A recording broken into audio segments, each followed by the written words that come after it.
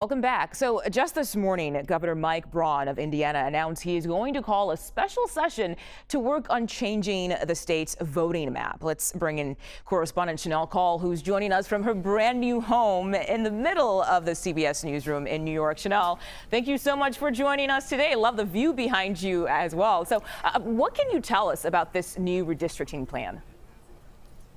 Hey, Mugo. Good morning. Good to see you, too. And we're coming to you live this morning from inside the hub, sort of like the epicenter of our operations here at CBS News. Let's talk about what's happening in Indiana. It's now become the latest state to try to redistrict its congressional or voting maps. And the reason it's doing this is because the Trump administration asked. Why?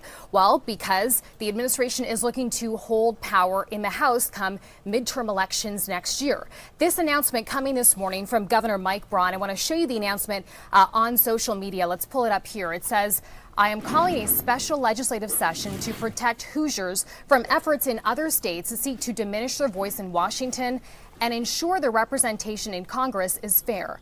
I'm also asking the legislature to conform Indiana's tax code with new federal tax provisions to ensure stability and certainty for taxpayers and tax preparers for 2026 filings. Now, I should note that this announcement, Mugo, comes after weeks of some criticism, not just from Democrats, but also from Republicans. As for where we stand right now in Indiana, well, this is what the congressional map looks like, right? We have 7 of Indiana's 9 congressional seats, that is, are held by Republicans. So if the new maps go into effect, what would happen is those 2 Democratic lawmakers, they would essentially be put into newly drawn red districts. And the reason this matters, Mugo, is because when you look at the national picture, it could have a big impact. I want to show you a map that we've prepared to show you what's happening across the country. We know 3 states have already voted to approve new maps. So those 3 states are Texas, North Carolina, and Missouri. Those will go into effect ahead of midterms next year.